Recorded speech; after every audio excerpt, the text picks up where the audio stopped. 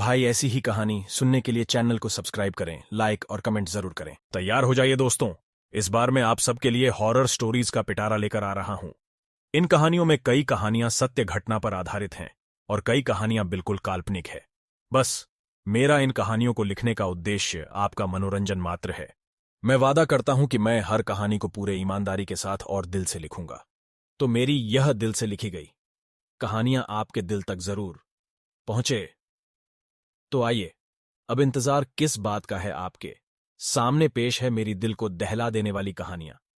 उम्मीद है आप इसे जरूर पढ़ेंगे, सुनेंगे और खूब सारा प्यार भी देंगे, जिस प्रकार आपने मेरी पिछली कहानी को बहुत पसंद किया। करुणा, ओ करुणा, अरे घर के सभी लोग कहाँ मर गए? कोई बोलता क्यों नहीं? टीटी, इतने गुस्से से भरी हुई आवाज किसकी है? आप लोग यही सोच रहे हैं ना? तो आइए मिलते हैं घर के सबसे इंपॉर्टेंट और गुस्सैल सदस्य से। यह है राज प्रताप सिंह। इनके गुस्से से सारा घर कांपता है। भगवान की दया से भरा पूरा परिवार है इनका। 2 बेटे और 1 बेटी। बड़ा बेटा गरुण, जिसकी शादी को 6 साल हो गए। गरुण का एक बेटा भी है, यश नाम है उसका। गरुण की पत्नी आराध्या। आज इनके छोटे बेटे विजय प्रताप का गौना आने वाला है। विजय की शादी भी 16 साल में हो गई थी। उम्र कम होने की वजह से विजय की दुल्हन की विदाई शादी में नहीं हुई, लेकिन आज 5 साल बाद विजय चंचल से मिलने के लिए बेकरार है। गौने से मतलब है शादी के कुछ सालों बाद दुल्हन का पहली बार ससुराल में गृह प्रवेश। घर में जोरों शोरों से विजय की पत्नी यानी चंचल को घर लाने की तैयारियां चल रही हैं। मां, पिताजी आपको कब से आवाज दे रहे हैं, जल्दी सुनो उनकी बात। नहीं तो पता है ना, बिगड़ गए तो उनके गुस्से को संभालना कितना मुश्किल है।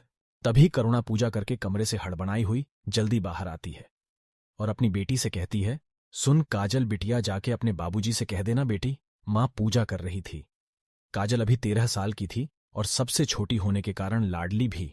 बिना डरे अपनी हर बात सबके सामने रख देती थी, यहां तक कि राज प्रताप भी उसकी जिद के आगे झुक जाते थे। काजल अपनी मां करुणा से कहती है, मां आप ही चले जाओ ना, वो जब तक आपको नहीं देख लेंगे उन्हें चैन नहीं आएगा। करुणा काजल के पास आकर उसका एक कान प्यार से खींचते हुए कहती है, सब समझती हूं, इन चित्रों में रंग भरने बैठ जाए तो तुझे अपनी मां की भी बात नहीं सुनाई देती। करुणा के हाथों से अपना कान छुड़ाते हुए काजल करुणा से कहती है, मां छोड़ो ना, दर्द हो रहा है, बस थोड़ा सा रंग भरना रह गया है, आप चले जाओ ना बाबूजी के पास। एक बार फिर से राज प्रताप अपनी भारी भरकम आवाज में, कोई सुनता क्यों नहीं, कहां है सब? करुणा तुरंत ही राज प्रताप के पास आती है और कहती है, बस मैं आपके पास ही आ रही थी, पूजा में थोड़ी देर हो गई, ये लीजिए आपकी गुड़ वाली चाय। राज प्रताप करुणा से कहते हैं, करुण नहीं दिख रहा, आज इतना काम है, सब अपनी मस्ती में मस्त है, ऐसा लगता है सारी जिम्मेदारी मेरी ही है। मेहमानों को लेने स्टेशन जाना है, सब तेरे ही लाड प्यार का नतीजा है। औलाद इतनी लापरवाह हो गई है, जिसका क्या कहना। करुणा गरुण की साइड लेते हुए कहती है, अब तो बच्चों को भला बुरा कहना छोड़ दे आप, उनकी उम्र अब इस तरह डरने वाली नहीं रह गई। वो तो भगवान का शुक्र करो कि हमें ऐसी संतान मिली है। मजाल है किसी भी बात का पलटकर जवाब दे दें।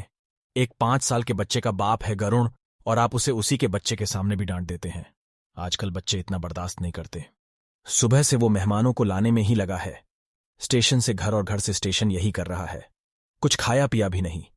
और मेरी बड़ी बहू भी अपनी देवरानी के आने की खुशी में 15 दिन से तैयारी कर रही है। मैं तो भगवान की बहुत शुक्रगुजार हूं जो मुझे ऐसा घर परिवार मिला। तभी अचानक आराध्या, गरुण की पत्नी, अंदर से घबराई हुई भागी भागी करुणा के पास पहुंचती है। पीछे रोते हुए उसका 5 साल का बेटा यश भी पहुंच जाता है। करुणा यश को चिल्लाता हुआ देख आराध्या से कहती है, क्या हुआ बहू, क्यों मेरे पोते को इतना रुला रही है? आराध्या अपनी घबराई हुई आवाज में करुणा से, मां वो राज प्रताप आराध्या को तेज आवाज में डांटते हुए कहते हैं, क्यों इस तरह चिल्लाते हुए दौड़ी आ रही हो? यश का भी ख्याल नहीं, बेचारा रोए जा रहा है। वो करती रहोगी या कुछ बोलोगी भी? आराध्या अपने सिर का पल्लू ठीक करते हुए लड़खड़ाती आवाज में कहती है, बाबूजी, वो मंदिर में अचानक न जाने कैसे आग लग गई है, आप जल्दी चलिए। इतना सुनते ही तीनों मंदिर वाले कमरे की तरफ भागते हैं। इतने में गरुण भी अपनी बुआ और फूफा जी को स्टेशन से लेकर घर पहुंच जाता है। घर में हलचल देखकर वो समझ जाता है कि कुछ तो गड़बड़ है, और जब अंदर का हाल देखता है तो राज प्रताप आग बुझाने में लगा होता है। बिना कुछ सवाल किए गरुण अपने पिता को पीछे धकेलते हुए आग बुझाने में लग जाता है। आग तो बुझ जाती है, लेकिन इतनी देर में मंदिर में रखी कई मूर्तियां और पूजा पाठ की किताबें जल जाती हैं। आग की लपटें इतनी तेज थीं कि उन्हें शांत करने में गरुण का हाथ जल जाता है। गरुण का हाथ देखकर राज प्रताप तुरंत छोटे बेटे को आवाज देता है, विजय, अरे कहाँ चला गया ये लड़का? हमेशा काम के वक्त गायब ही रहता है। काजल देख तो जरा, कहाँ हैं तेरे भैया? जल्दी बुला कर ला। बोल जल्दी से गरुण को डॉक्टर के पास ले जाए। करुणा गरुण के हाथ पर ठंडा पानी डालती है और कहती है, बहुत जलन हो रही होगी ना बेटा, रुक मैं अभी बर्फ से सिकाई कर देती हूं। करुणा तुरंत आराध्या से कहती है, आराध्या बेटी जल्दी से जाकर बर्फ लेकर आ। गरुण अपनी मां से कहता है, मां इतना परेशान मत हो, मैं डॉक्टर के पास ही जा रहा हूं, मुझे कुछ नहीं हुआ, थोड़ा सा ही जला हूं, ठीक हो जाएगा। घर में सब मेहमान आ चुके हैं, आप उनका ध्यान दीजिए। अभी कुछ ही देर में हमें विजय के ससुराल के लिए भी निकालना है। तभी बुआ जी, राजप्रताप की बड़ी बहन शांति बीच में बोल पड़ती हैं, बताओ कितना बड़ा अपशगुन हो गया। अभी नई बहू ने घर में कदम भी नहीं रखा और मंदिर में आग लग गई। राम ही भला करें, पता नहीं कैसे कदम है इस लड़की के, देखो तो मेरे बच्चे का हाथ ही जल गया।